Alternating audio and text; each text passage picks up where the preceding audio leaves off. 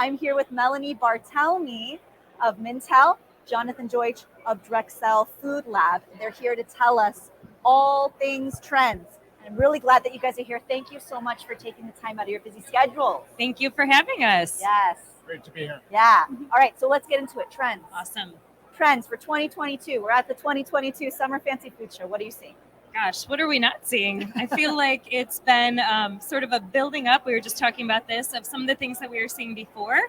And then some of these new sort of iterations of things. Like for me, it's been so great to be back and to be able to see where the booths were, sort of how they've grown, kind of what the new, some of these people that were already innovating before doing some new things. But I think one of the things that Jonathan and I were talking about is being able to see some of these flavors that maybe were, I don't want to say surface level, but were maybe a little bit more basic, really being able to get a little bit deeper, a little bit more nuanced. That's something we've been seeing consumers be interested in before. We're seeing it with more African specific region flavors. Africa's a huge entity, right? That doesn't mean much. We're starting to see consumers learning. We're seeing it in other ways. You had a great product example.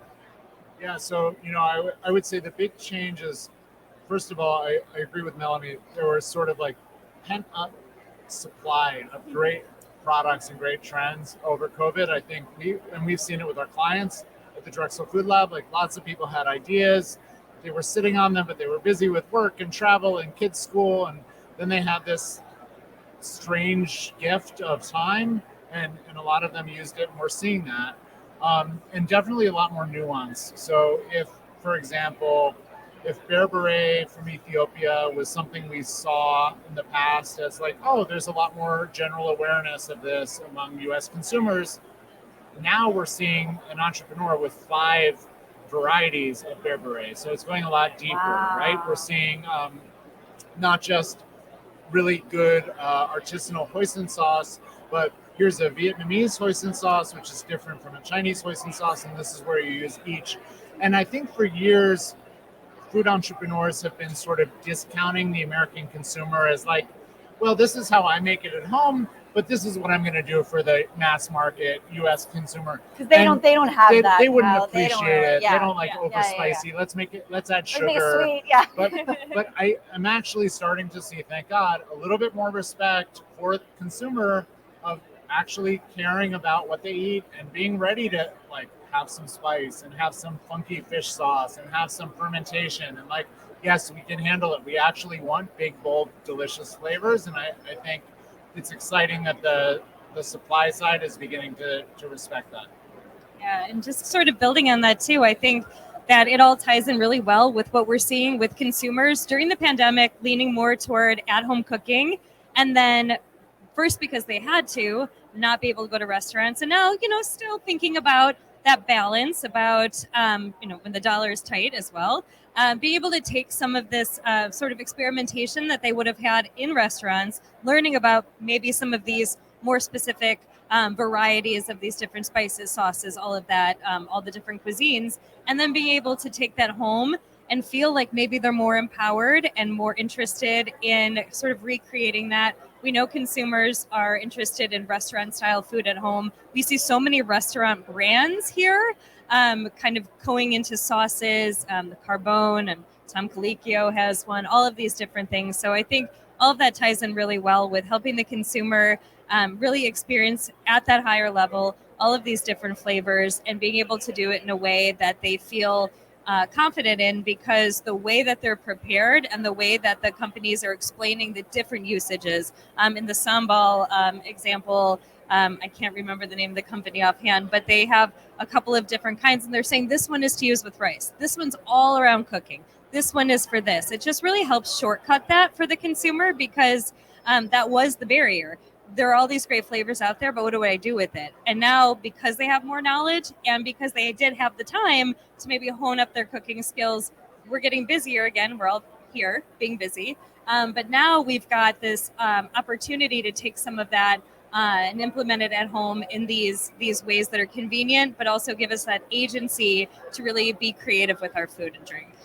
That's great. And I love what, Jonathan, what you were saying about, there's more trust and awareness on the part of the business person on the consumer, to have more in-depth flavors, not just assuming what they think they know, trying to just constantly thinking of mass market, having more varieties of sauce, having more faith that the consumer wants to try different flavors. I mean, I feel like you see that in the mainstream media. Like, I think of Eric Kim at the New York Times, and he, does things like sheet pan bibimbap, which is a, cream dish staple. I'm Korean myself. Roast chicken with fish sauce butter, right? I hear the term jollof rice a lot more frequently now. Yes. Like, that's the thing, what you were pointing at, Melanie, the African cuisine trend. And also people wanting to cook at home more, right? They want to experiment more. Is that also a trend that you're seeing? People wanting to cook more, I think you guys didn't mention that, but people wanting to be bolder with the flavors. I mean, was that always there, or are you definitely seeing kind of like an upward trend of people wanting to be, fancier with their palate? Yeah, I think a lot of people got very comfortable cooking during the pandemic. I don't think that's a trend we're going to see for long. I think people are very happy to pick up their phone and make dinner that way. Yeah. It's a balance, right? It's a balance. But I do think the trend of restaurants getting into CPG, we're gonna, has really shaped that a lot. There's a lot of pandemic pivot. I know for our portfolio, we worked with a lot more restaurant chefs trying to package their sauces and products than ever before. And that's translated to home cooking. And the other thing that's translated is a lot of people who didn't cook at home through most of the pandemic are getting not feeling great health-wise and also pocketbook-wise, especially as we enter this volatility in the market with doing so much takeout food. And so I saw a lot of really good takeout solutions, like Indian spice mixes and pouches, where you might be intimidated by Indian cooking, but it's really not that complicated if you know how to do your spice blends, right? Like an intro, and so it's an intro. Simmer sauces, right, with some of those great flavors. So all you really need is a block of tofu or a chicken breast and some veggies, and dinner's sort of, by the time your rice is done cooking, the dinner's done. It doesn't take a lot of culinary skill, and it's going to be a quarter or a third the price of a takeout dinner, and you can control how much oil's in there and how much salt's in there, and I think that part of the trend is going to be around for a while. Yeah, and I think building on that, I think a lot of consumers maybe got that experimentation. You asked about Boulder, maybe got some of these flavors, this experience when they were doing what we saw, the rise of meal kits during the pandemic, which, I don't have the current numbers, but I know that is not necessarily sustainable for the long term, the numbers that we were seeing.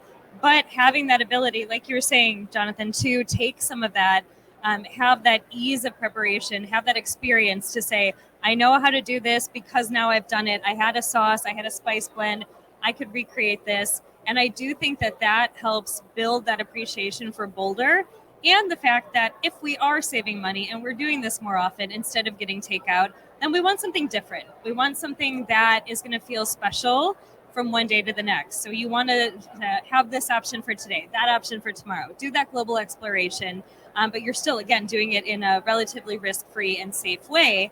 And I think that that's something that consumers are going to continue to appreciate. And that is what's driving some of this sort of just that shift in making it a little bit more dynamic, a little bit more nuanced. That'll give that consumer the ability to continue to sort of add that little bit of special, that joy, which is another trend I think that is really important. But also, that's why specialty food was so important in the pandemic and continues to be so important, because it's just that way that you jazz up your everyday. So adding in that special rice. I saw smoked special spice. Yes, smoked basmati rice here, like these different spolini pasta, all of those things where it's like, even at those price points, they're still cheaper than a restaurant. So, bring that in, make it a special day. I'd absolutely see that kind of activity continuing. I always do that. I buy ingredients for one of my favorite meals, like the vongole. And I've got the cockles and I've got the olive oil and the garlic and the white wine, and I'm like, yeah, this is much cheaper than like one single dish, and I'm going to make like a 6 serving, portion of vongole pasta. One thing I want to ask you guys is, okay, so we're from the Food Institute. We're a media company that covers food and beverage industry news, right? So what I'm seeing is you have trends of people with the whole plant-based industry, but at the same time, I see stats about the Wagyu beef market rising, right? You hear like latest data about people, they want to be healthy, but they also want to indulge. I mean, so what's the deal? Are these stats fighting each other, or is it simultaneous? Is it people want, both at the same time? I mean, what's going on with that? Just because I've got the mic, I'll answer that and hand it over to you for your opinion. But I always say that consumers don't exist in a vacuum. We are dynamic, and because we're consumers, of course, and so it depends. It's going to be a little bit of everything. So we know typically that consumers do want to start the day healthy. They want that, especially we see so many egg bites. That's continuing to grow. But there is that room for indulgence, and especially permissible indulgence, those small little bites. I see so many of the like little cake jars or things like that, because you want to be able to try to live your best life. You're trying to eat healthier. You're trying to get more greens, more of your veggie snacks like we've seen into your diet.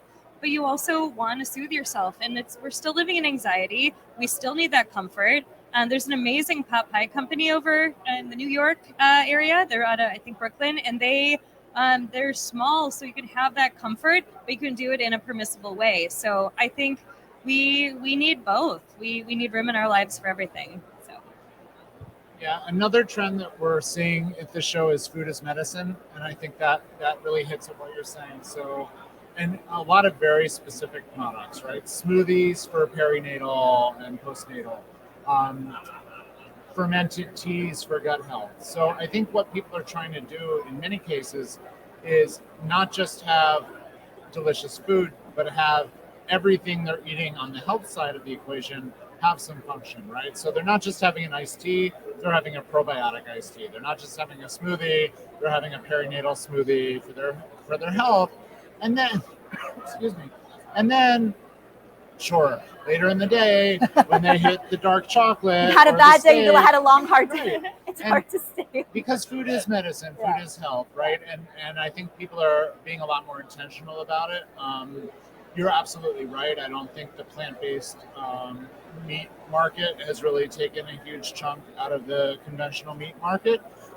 What we're seeing overall is more and more globally. So yes, plant-based meat analog sales are up. Guess what? So are meat sales. People are eating more and cooking more. Like what Melanie was saying, we don't live in a vacuum. Right. We want everything. Right. And that's a great thing about consumers. If you're a car shopper, you can sort of be easily segmented. Do you want sporty? Do you want family? Do you want fuel? Because that's it. Fuel Once economy? you pick that car, that's what you're driving. That's what you have, right? But I can have my organic yogurt and granola for breakfast, and I can sneak out to a QSR for lunch, and I can have a chefy fine dining dinner, and I'm the same person with the same segmentation, right? So it's really challenging, but also wonderful to it work must in make food that for that challenging reason, right? when you're, because you can't segment it. I think that's what I was hitting when I was looking at all those stats. That's really interesting. And so when you talk to consumers, they may say one thing about how they eat and what they value and what they select, and they typically don't remember all the everyday stuff, right? So when you look at their fridge, it tells a different story, and that's why the ethnographic and the qualitative work is so important in addition to the numbers. Yeah. So final. Oh, I'm sorry. I was just going to say too that consumers have the best of intentions, and I think it's really important that there are products out there that support their goals and support their dreams of who they want to be, especially in these times. And so I'm a big believer in, if something is a placebo but it works for you, do it. I think that you have to be very transparent in making these kinds of products, and you have to be able to back it up. But if you're going to, been the issue, right? Exactly. But if you're going to eat granola because you think that that's going to start your day off well, and that does make you feel more energetic and it makes you happy, I think that's just as important as something where you're actually quantifying all the nutrients, because a lot of consumers don't even have the knowledge to be able to do that. Right. So thank you so much. Great points all around. Melanie Bartelme from Mintel, Jonathan Deutsch of Drexel Food Lab. Thank you so much for joining us. Thank you. Great points. Thanks for having us. Yeah, awesome.